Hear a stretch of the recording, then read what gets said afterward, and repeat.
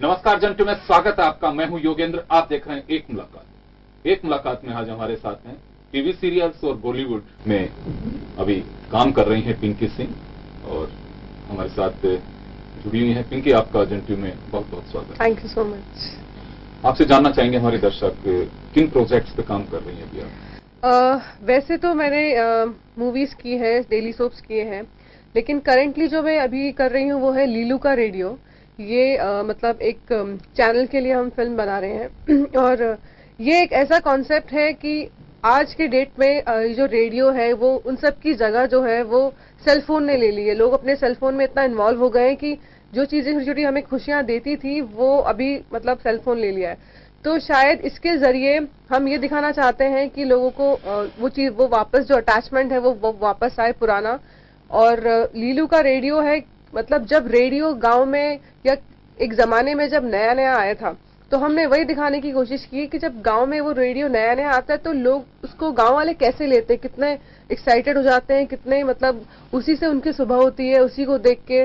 और उनको लगता है कि मतलब ये खाता क्या है, क्योंकि वो इतने इनोसेंट है कि उनको लगता है कि ये बंद हो गया है, मतलब इसमें बैटरी नाम की चीज है कि क्या है, तो इसको खाना दे दो, इसको खिलाओ। और पूरे मतलब गांव में जो है उसी से सुबह होती है। किसी को हंसाना है तो और लोग उसको देख देख के सुन सुन के खूबसूरत हो रहे हैं। तो मेरा जो कैरेक्टर है कमली का, वो यही है जो बहुत मैली कुचैली घूमती है, लेकिन रेडियो आ जाने के बाद उसमें वो जो प्रोग्राम्स आते हैं उसको सुनती है, उसको जो लीलू है उसको सुनाता है कि आप देखो इसमें जो प्रोग्राम आते हैं ना, मेरी सहेली ये सब, और उसको सुन के जब वो चीजें अप्लाई करती है तो वो इतनी खूबसूरत हो जाती है कि जो पति इसको पहले भाव नहीं दे रहा होता है वो अब इसके पीछे पीछे घूमने लगता है। और भी बहुत सारी चीजें हैं जो रेडियो वाले मतलब इन्फॉर्मेशन लेते हैं, जो चाहे फसल मतलब उनकी खराब हो रही होती है, फिर उसमें जो फसल के प्रोग्राम्स आते हैं उसको सुन के उनकी फसल अच्छी होनी, क्योंकि उनको नॉलेज मिलनी शुरू हो जाती है।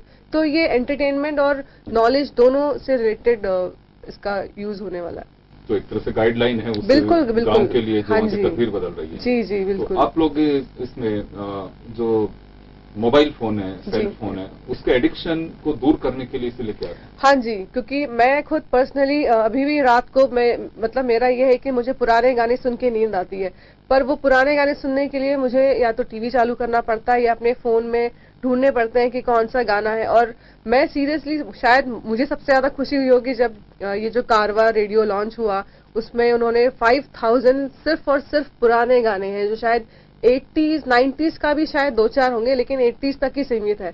तो वो देख के शायद ऑडियंस जो और भी लोग हैं, नॉर्मल लोग हैं, उनको भी पता चले कि मतलब रेडियो का यूज क्या होता है। हर चीज के लिए सिर्फ फोन में घुसना या फोन में, जबकि फोन से आपको मतलब जो उसकी ध्वनि निकलती है उससे आपको नुकसान ही होता है, फायदा तो बहुत कम है। और रेडियो में आप रख दो और सुन लो, और उससे आपको जो खुशी मिलती है वो आपको सेलफोन नहीं दे सकता। किन प्रोजेक्ट्स पे काम किया अभी तक आपने इंडस्ट्री में? मैंने सबसे पहले शुरू किया था अपना काम जयंता भाई की लव स्टोरी, जिसमें विवेक ओबराय और नेहा शर्मा जी थे। और उसके बाद मैंने की कह दो ना लव है प्रॉपर फिल्म। और उसके बाद मैंने 3 डेली सोप किए टीवी सीरियल्स डीडी नेशनल के लिए, जिसमें प्रगति, जिसकी पूरी शूटिंग धोलाराव में हुई, तो जयपुर से कहीं ना कहीं है राजस्थान से कनेक्शन। और उसके बाद मुनिधार किया जो पहाड़ी कॉन्सेप्ट पे बेस्ड था, और उसके बाद दूर किनारे मिलते हैं किया, और शॉर्ट फिल्म्स भी की हैं। और करंटली तो अभी लीलू का रेडियो पे काम चल रहा है। चलिए, कुछ प्रोजेक्ट्स और हैं अभी आगे है कुछ हाथ में, लेकिन अभी जब तक मतलब वो चीजें आप क्लियर नहीं हो जाती तब तक आप ओपन अप ना करो तो बेटर है। चलिए, तो बॉलीवुड में आने से पहले या सीरियल्स में आने से पहले कुछ सोचा था आपने कि क्या बनना है जीवन में? एक्चुअली मेरी लाइफ में बहुत सारे ट्विस्ट रहे। मैं हमेशा से जो बनना चाहती थी वो मैं बनी नहीं, और मुझे ये था कि मुझे सब कुछ करना है, मतलब मुझे सब कुछ देखना है कि इसको करके क्या मिलता है। तो मैंने अपनी हॉबी के लिए टीचिंग की, 1 साल बच्चों को पढ़ाया, उससे मुझे बहुत खुशी मिली क्योंकि बच्चों से बड़ा अटैचमेंट है। फिर मुझे ये था कि मुझे न्यूज एंकरिंग सीखनी है, क्या है कैमरा, मतलब वो एक्टिंग वाला कैमरा इससे बिल्कुल डिफरेंट है। तो मैंने वो 6 महीने का एक्सपीरियंस उससे भी लिया। फिर मैंने आरजे विजय में पार्टिसिपेट किया, रेडियो जॉकीज कैसे बोलते हैं जो दिखते नहीं है, क्योंकि उसमें 2 ऑप्शन थे, वीडियो और रेडियो, लेकिन मैंने रेडियो चुना। और उसके बाद मैंने मॉडलिंग भी की भोपाल में, पेजेंट्स में पार्टिसिपेट किया, mister and miss Bhopal. Unfortunately मेरी सिस्टर जीत गई थी। और उसके बाद एक्टिंग का मैंने बिल्कुल नहीं सोचा था, मुझे एक जर्नलिस्ट बनना था, इसीलिए मैंने न्यूज एंकरिंग को भी चूज किया था कि शायद इसके जरिए मेरा रास्ता खुल जाएगा, क्योंकि उसके पीछे भी रीजन था कि मुझे रिस्क लेना बहुत पसंद है लाइफ में। और जर्नलिज्म एक ऐसी चीज है कि कहाँ पे कहीं पे भी जो भी कुछ हुआ आप जाओ, उस चीज को, उनके इमोशंस को फील करो। रिस्क तो लाइफ में वैसे भी हर जगह है। ग्लैमर की दुनिया में कैसे पहुंच गया? उसके पीछे भी कहानी है। मेरी जो छोटी सिस्टर है वो डायरेक्शन का कोर्स करने के लिए मुंबई गई और उसके सर ने उसको प्रोजेक्ट दिया कि आप 10 मिनट की शॉर्ट फिल्म बनाओ। अब कॉलेज स्टूडेंट बाहर के किसी लोगों को क्या पैसे देके हायर करेंगे, तो उसने कहा चलो अपने फ्रेंड्स और अपनी बहनों को कास्ट कर लेती हूँ। उसने मुझे कास्ट किया लीड में। उसकी फिल्म का नाम था हया, मुस्लिम कॉन्सेप्ट पे बेस्ड थी। और उसने वो जब अपने सर को दिखाया तो उन्होंने कहा यार ये लड़की कौन है? उन्होंने सर मेरी सिस्टर है। कहते यार इसको तो ट्राई करना चाहिए, एक बार बॉम्बे में आना चाहिए, मतलब किस्मत आजमाने में क्या है। अब उसने जब मुझे बात आके बताई तो मुझे कहता ना पुश मिल गया कि यार अब किसी ने तारीफ की है तो जाना चाहिए। तो वो ऑल ऑफ सडन जर्नलिज्म दिमाग से हट गया और एक्टिंग, क्योंकि ऑलरेडी कहीं ना कहीं है थोड़ी बड़ी फील्ड जो इतनी आसानी से नहीं मिलती, और वहां से किसी से ऐसा कमेंट मिल जाए। फिर मैंने मॉम को बहुत मिन्नतें की, बहुत रिक्वेस्ट की। उन्होंने मुझे डेडलाइन दी कि 3 महीने में अगर तुम्हारा कुछ नहीं होता है तो चुपचाप वापस आ जाना। और 3 महीने ऑलमोस्ट खत्म होने वाले थे, उसके पहले मुझे जयंता भाई की लव स्टोरी मिल गई। और वो देख के तो उनको लगा कि चलो एटलीस्ट मेरी बेटी में कुछ है कि उसको इतना अच्छा प्रोजेक्ट मिला। तो ऐसे शुरुआत हुई, वहां से सफर शुरू हुआ। तो ऐसा कुछ सोचा नहीं था कि? बिल्कुल नहीं सोचा था, बिल्कुल नहीं। बस यही था कि मुझे जर्नलिज्म करना है, जर्नलिस्ट बनना है, चाहे वो न्यूज एंकरिंग से जुड़ा हुआ हो या फिर आप मतलब as a journalist, as a reporter आपको बाहर रिपोर्टिंग करनी हो। क्योंकि जो सुनते हैं उसमें कि संघर्ष बहुत है वहां पे इंडस्ट्री में, तो किस तरह से फेस कर पा रही हैं उसे आप? देखिए संघर्ष तो मुझे लगता है कि हर फील्ड में है, लेकिन मैं ये भी कहूंगी कि इस फील्ड में ज्यादा है। ज्यादा इसीलिए है कि आजकल का तो ऐसा ट्रेंड हो गया है कि अगर आप अच्छे दिखते हो, मतलब आपकी हाइट अच्छी है, आप गुड लुकिंग हो, तो हर किसी को लगता है कि अगर मैं अच्छा दिखता हूं तो मैं एक्टर बन सकता हूं। क्योंकि मतलब शायद मैं कुछ साल पहले जाऊं तो एक्टिंग थोड़ा सा डिफिकल्ट होती थी अगर आप में टैलेंट है तो। आजकल सीरियल्स में डायरेक्टर, प्रोड्यूसर्स मतलब वो खुद कहते हैं कि अच्छा हाँ हमारे अगर स्टोरी में ये इसका चेहरा जा रहा है, एक्टिंग तो हम करवा लेंगे। तो उस बेसिस पे मतलब सिर्फ ये अभी एक ही लाइन हो गई कि जो अच्छा दिखता है वो एक्टर बन सकता है। तो उसमें इतने सारे दुनिया में इतने खूबसूरत लोग हैं तो कंपटीशन तो वैसे ही बढ़ेगा।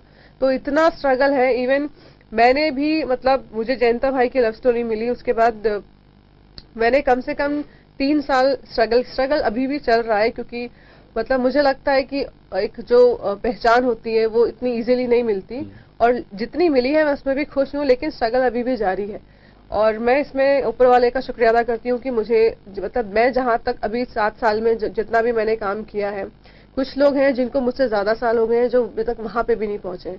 तो मैं सिर्फ एक ही बात बोलूंगी कि आपको ये पता होना चाहिए कि आपके अंदर टैलेंट है, उसके अंदर विश्वास होना चाहिए, और जल्दबाजी में तो कुछ नहीं होने वाला। शॉर्टकट वो शॉर्ट टर्म के लिए रहेगा। अगर आप में पेशेंस है और आपको आपके हार्डवर्क पे भरोसा है कि आज नहीं तो कल मेरा काम हिट करेगा, तो फिर आप टिके रह सकते हो, आपको मिलेगा। फिर इंडस्ट्री में कोई आइडल है जिसको आप हाँ जी, मैं नवाजुद्दीन सिद्दीकी की बहुत बड़ी मतलब मैं उनको बहुत बड़ा आइडल मानती हूँ, क्योंकि उन्होंने अपनी जॉब छोड़ दी जो कर रहे थे, पढ़ाई छोड़ दी, क्योंकि उनके अंदर वो जुनून था, वो पैशन था, और उनको उस पर भरोसा था कि मुझे आज नहीं तो कल मिलेगा, क्योंकि मेरे जैसा टैलेंट है ही नहीं। मतलब होंगे बहुत सारे लोगों में, लेकिन मेरा जो टैलेंट है उसमें मुझे काम मिलेगा। फॉर 12 to 15 ईयर्स उन्होंने इतना स्ट्रगल किया, मतलब 12-15 साल में कोई भी होप छोड़ दे, लेकिन उन्होंने छोड़ी नहीं। और आज आप देखोगे तो मतलब शायद ही ऐसा कोई होगा जो देख के ये ना बोले कि यार ये बंदा लाता कहाँ से इमोशंस, ये एक्टिंग करता कहाँ से। तो मेरे लिए तो वो बहुत बड़े आइडल है। चलिए, किसी भी उसमें फील्ड में जाने के लिए एक आदमी की ट्रेनिंग, उसको ट्रेंड होना बहुत जरूरी है। इंडस्ट्री के लिए कहा ही जाता है कि उसके लिए आपको एक अलग से कोर्स करना होगा, लेकिन आपने एक बात बताई कि अगर टैलेंट हो तो ये सब चीजें मायने नहीं रखती। क्या वास्तव में जरूरी है कि कोई ऐसा प्लेटफॉर्म होना चाहिए जिसमें आपको सीखने की आवश्यकता हो, या फिर आप डायरेक्ट भी जा सकते हैं? देखिए जैसे कुछ लोग हैं जो सीखते हैं, कोर्सेज करते हैं कि उनको उसमें देखिए कोई भी चीज आप सीखेंगे तो उसमें आपको 4 बातें तो एक्स्ट्रा अच्छी मतलब ज्यादा ही पता चलेंगी जो आपके लिए फायदेमंद है, आपको बारीकियां सीखने को मिलेंगी। लेकिन मुझे ऐसा लगता है, मेरा पर्सनली ये मानना है, क्योंकि मैं इस फील्ड में हूँ, इतने साल दे दिए हैं, और टचवुड मुझे मतलब लोगों से यही सुनने मिलता है कि आप बहुत बेहतरीन एक्ट्रेस हैं। तो उसके लिए वो तो आपके इंटरनल होती है, आपके अंदर से निकलती है। आप कितने भी कोर्सेज कर लें, अगर आपके अंदर एक्टिंग है ही नहीं, तो वो कोर्सेज भी कुछ नहीं कर पाएंगे। क्योंकि मैंने खुद देखा है, जो मतलब बड़े बड़े मतलब मैं नाम नहीं लेना चाहूंगी, लेकिन बड़े बड़े उनके यहाँ से उन्होंने कोर्सेज किए हैं और इंस्टीट्यूट ज्वाइन किया है, पूरे साल भर फीस पे की है, लेकिन आप कैमरा चालू करके उनको खड़ा कर दे तो वो अभी भी कांप रहे, तो क्या फायदा ऐसे कोर्सेज का। तो मुझे लगता है वो इंटरनल होता है, आपका जुनून, आपका पैशन। और उससे भी ज्यादा मुझे लगता है एक एक्टर या एक्ट्रेस वही ज्यादा बेहतरीन तरीके से बन सकता है या परफॉर्म कर सकता है जो इमोशंस को पकड़े। तो मैं पर्सनल लाइफ में बहुत इमोशनल पर्सन हूं, तो शायद मेरा ये यहाँ पे एक एक्स्ट्रा एडवांटेज है। और मुझे ऐसा लगता है जितने भी एक्ट्रेस है या एक्टर है, शायद वो उनका भी एक इमोशनल एक फैक्टर है जिसपे वो उनका कहते हैं ना, वो प्लस पॉइंट है, इसलिए वो शायद अच्छे से थ्रो कर पाते हैं, वो इमोशंस पकड़ लेते हैं। चलिए, नवाजुद्दीन सिद्दीकी साहब की आपने बात की, वो एक्ट्रेस है जो बिल्कुल आपको जी बिल्कुल जिसने आपके दिल को छुआ हाँ हो, या कहें कि बिल्कुल मैं उसके जैसे बनना चाहती हूँ, और मुझे बहुत ही अच्छे लगती जी। मैं कंगना रनौत का नाम लेना चाहूंगी, क्योंकि मतलब आप कभी उनकी कोई भी फिल्म देखेंगे, वो एक्टिंग नहीं करती हैं, वो जैसी है वो वैसा ही पोर्ट्रे करती हैं। और जिस मतलब कुछ टाइम पहले जो उन्होंने जितनी बेबाकी से इंडस्ट्री का जो भी सच्चाई है, वो इतने अच्छे बड़े लेवल पे होने के बाद खुलासा किया है, उसका स्टैंड लिया है, उस पर अड़ी रही है। आई थिंक उसके लिए इतने गट्स चाहिए, मतलब कोई भी नहीं कर सकता वो जो उन्होंने किया है। तो मेरे लिए तो वो है आइडल, मतलब। और ऐसा नहीं है कि वो एक ही जैसी हर उसमें एक्टिंग कर रही है, वो कैरेक्टर को पकड़ लेती है कि इस इंसान ने क्या फील किया होगा, तो वो मैं फील करके देखती हूँ। तो जब कोई एक्टर ऐसा कर लेता है तो उसको एक्टिंग नहीं करनी पड़ती, वो उसका किरदार जी रहा होता है। चलिए पिंकी, आप हमारे साथ बनी रही है। जन टीवी में वक्त हो चला एक छोटे से ब्रेक का, यहाँ लेंगे एक छोटा सा ब्रेक के बाद चल लौटते हैं।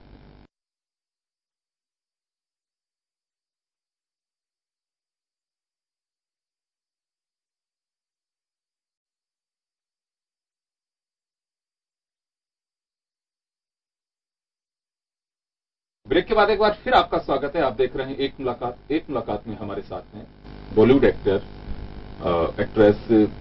पिंकी सिंह। पिंकी, हम बात कर रहे थे, आपने कहा कि कंगना रनौत इंडस्ट्री में जो कुछ हुआ उस पर बेबाक टिप्पणियां की और फ्रंट पे लेकर के आई हैं। हाँ जी, बिल्कुल। मी टू एक कैंपेन चल रहा है अभी जी।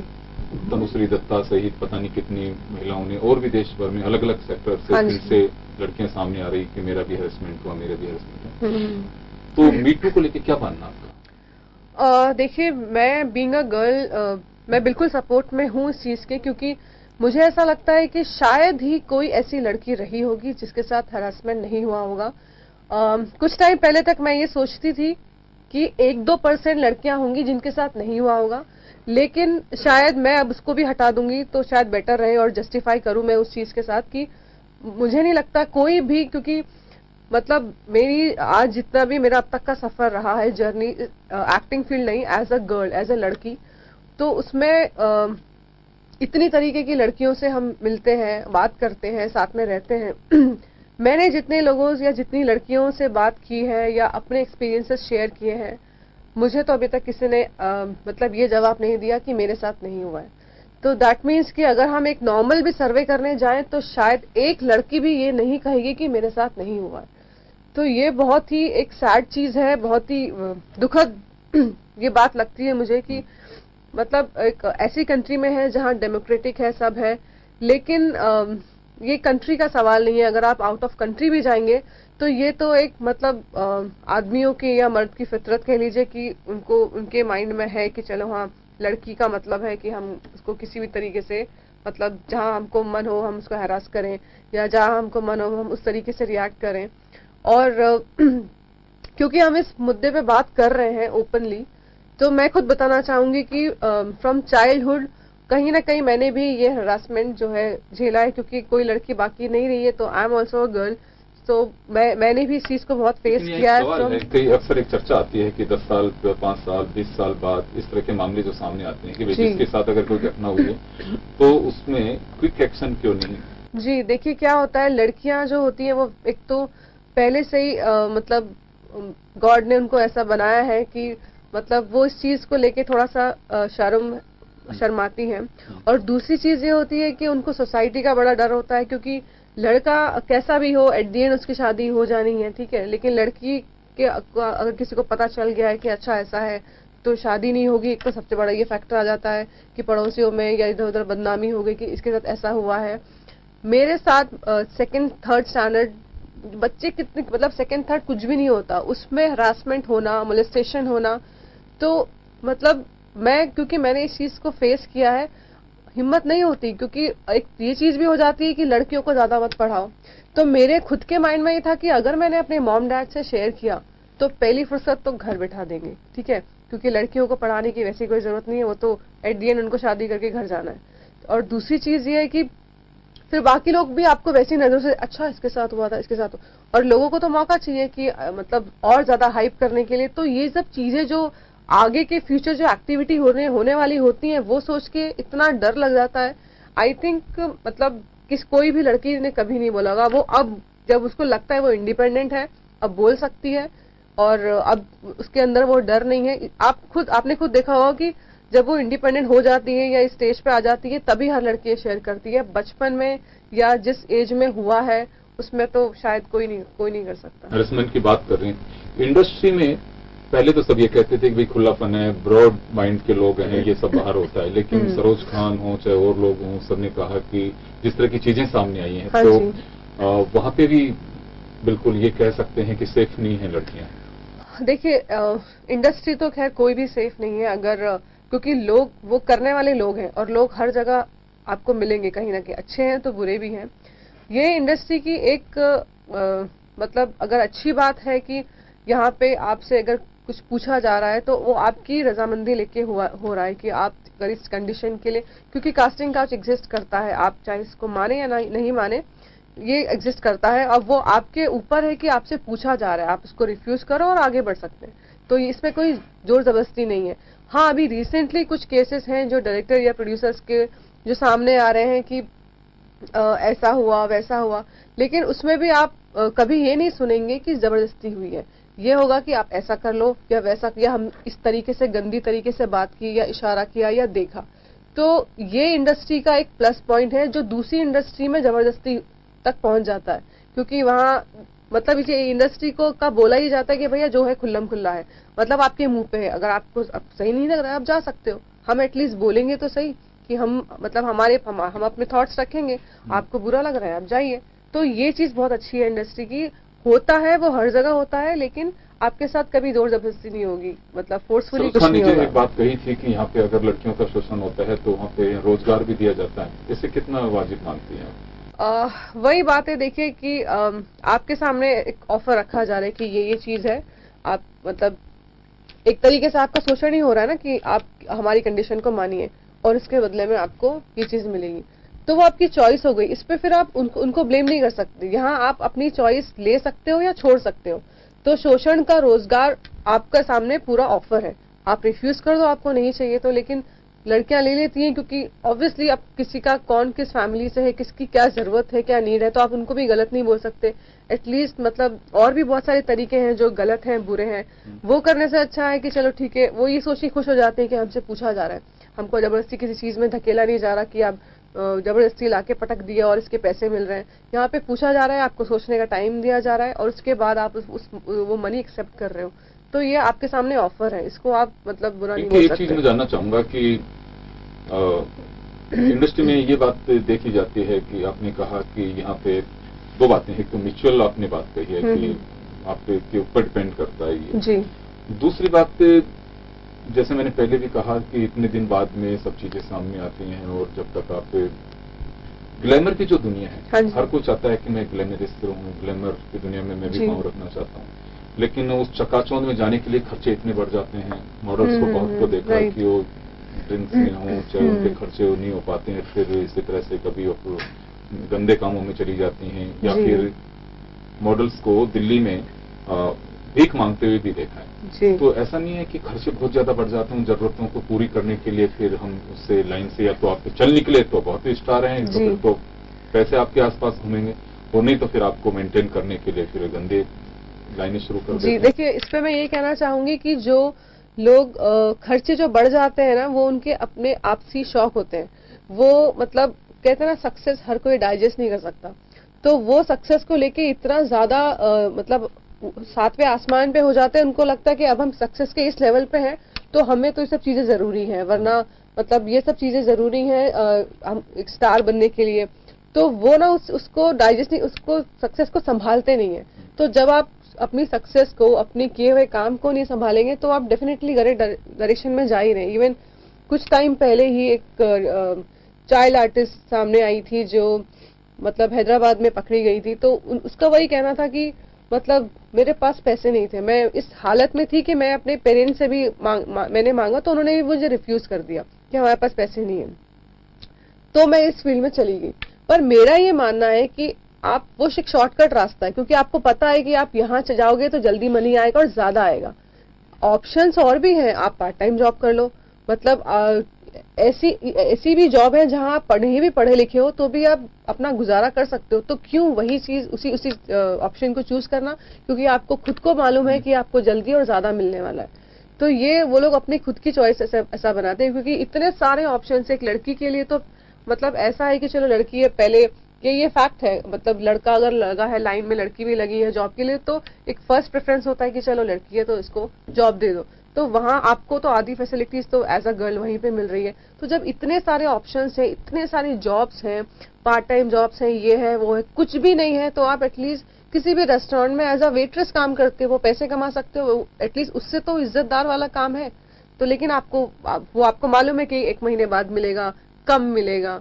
तो वो आदत, क्योंकि आपने सक्सेस ही ऐसी देखी, इतना पैसा, इतनी चीजें, उसको मेंटेन करने के लिए उनको वो ऑप्शन चूज करना ही पड़ता है जहां उनको फर्क पता नहीं चलता कि अच्छा यहाँ पे भी इतना ही मिल रहा था, यहाँ पे भी इतना ही मिल रहा है, कोई कुछ गलत नहीं है। तो उनको वो सक्सेस उन्होंने इतनी देख ली होती है कि उनको वो भी गलत नजर नहीं आता। देखिए, हम अब जो वक्त है उसमें अक्सर ये चर्चा की जाती है कि बैड टच, गुड टच, इसका ख्याल विशेष बच्चों को समझा भी जाता है। लेकिन इंडस्ट्री में ये सब कहा जाता है कि अगर कोई बैड टच कर रहा है तो अगर आप उसको तो एक सोचते हैं कि तो बहुत ही पुराने ख्यालात हैं, इस इंडस्ट्री में नहीं चलते। क्या ऐसा है? देखिए, जैसे कि आपने बोला बैड टच और गुड टच, तो टच तो होता है, ठीक है, लेकिन अगर जिसके इंटेंशंस अच्छे हैं तो आपको एक लड़की को तो जल्दी पता चलता है कि उनका टच किस बेसिस पे है। तो अगर आप पुराने ख्यालात के हो, नए ख्यालात के हो, वो आपके टच पे डिपेंड करता है ना। आप अगर अच्छे से टच कर रहे हो तो मतलब कोई क्यों बुरा मानेगा। मतलब वो बुरा तभी बोलेगा ना अगर आपने मुझे टच किया और मैंने बोला कि नहीं आप हाथ हटा दो, अरे यार तुम तो पुराने ख्यालात के, क्योंकि मुझे फील हुआ कि आपका गुड टच था ही नहीं। अगर आपका गुड टच होता तो मैं बोलती ही नहीं, और मैं बोलती नहीं तो आप सामने से जवाब ही नहीं देते। तो लड़की वहीं पे उसका वो करेगी जहां पे उसको मालूम है कि ये गुड टच नहीं है। लड़कियों को सबसे पहले समझ में आता है कि क्या सही है और क्या गलत है।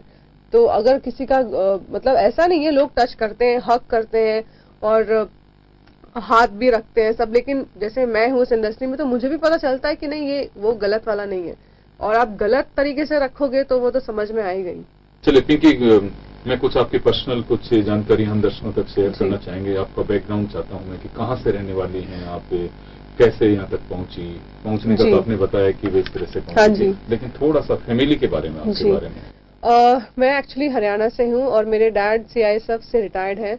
उनकी हमेशा वो फौज वाली पूरी जर्नी रही है, और उन्होंने हम चारों सिस्टर्स को ट्रेनिंग भी वैसे ही दी है, सुबह 5 बजे उठना, उसके बाद स्कूल जाना। तो उन्होंने ऐसा कोई लड़का लड़की में फर्क नहीं रखा है, और हम स्पोर्ट्स में भी हमेशा नंबर 1 रहे। हमारे आज भी ट्रंक्स जो है वो प्राइजेस से भरे हुए रहे हैं।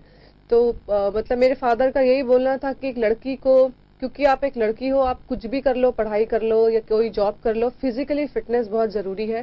शायद वो जानते थे कि मतलब उन्होंने देखा हुआ है कि एक मतलब लड़की कितनी भी स्ट्रांग हो जाए इमोशनली या मेंटली, बट अगर फिजिकली स्ट्रांग कहीं मतलब एक ना एक मोड़ पे आपको काम आता ही है।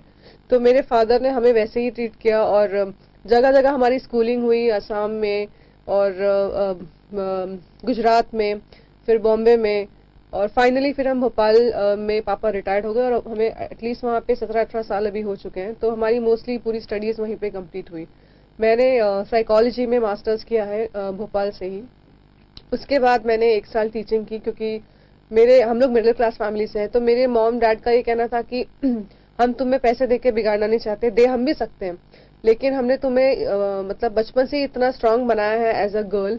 तो मैंने 11th-12th से ही जॉब करना पार्ट टाइम शुरू कर दिया था कि अपने खर्चे उठाना, कि 4 लड़कियों को पढ़ाना और इतना ईजी नहीं है। तो उसके बाद फिर मैंने वो एक अमाउंट सेव किया 1 साल बच्चों को पढ़ा के, उसके बाद मुझे बॉम्बे जाने की परमिशन मिली। तो मेरी जो बड़ी दीदी हैं वो सॉफ्टवेयर इंजीनियर है, वो यूएस में है, उनके हस्बैंड के साथ दोनों एक ही कंपनी में। और फिर मैं हूँ, मेरी 3rd नंबर वाली सिस्टर है, वो भी अपने हस्बैंड के साथ वर्चुअल रियलिटी जो आजकल बहुत बूम है उस पर वर्क कर रहे हैं उनकी खुद की कंपनी में। और जो छोटी सिस्टर है वो थिएटर करती है, उसका अभी एक नट सम्राट प्ले है जो आलोक चैटर्जी जो कहते हैं भगवान है थिएटर के, उनके साथ उसका ऑल ओवर इंडिया में प्लेस होते रहते हैं। आपने मैरिज नहीं की? नहीं, अभी नहीं हुई जी। इंडस्ट्री में ही करनी है? इंडस्ट्री से बिल्कुल नहीं करनी है। उसके पीछे रीजन है कि लोगों का अपना अपना अलग अलग परसेप्शन है कि सेम इंडस्ट्री के रहेंगे तो समझ सकते हैं कि हमने मतलब क्या फेस कर रहे हैं, अब तुम जा रही हो या मैं जा रहा हूँ। पर मुझे ऐसा लगता है कि सेम इंडस्ट्री में कहीं ना कहीं एक कंपटीशन, एक नेगेटिविटी वो आ जाता है, और अगर वो आपके हस्बैंड के साथ हो तो वहां तो मेल ईगो पहले आ जाता है। तो बेटर है कि इस इंडस्ट्री से ना हो तो भी उतना ही समझा जा सकता है। चलिए Pinky, wish you all the best और आप अच्छे से तरक्की करें। Thank you very much. बिल्कुल, आप सीरियल्स ना हो चाहे फिल्में हो, आप जरूर आगे बढ़े, हमारी शुभकामनाएं हैं। और एक ऐसे प्रदेश से आप ताल्लुक रखते हैं जिसमें लड़कियों को वास्तव में काफी बढ़ावा दिया जाता है, हरियाणा में जी। और प्रधानमंत्री ने उस वक्त बेटी बचाओ बेटी पढ़ाओ का आगाज भी किया वहीं से। तो चलिए, बहुत बहुत शुक्रिया आप सभी का, और पिंकी के साथ बस इतना ही। जनप्रिय में एक मुलाकात में बस दीजिए इजाजत। नमस्कार।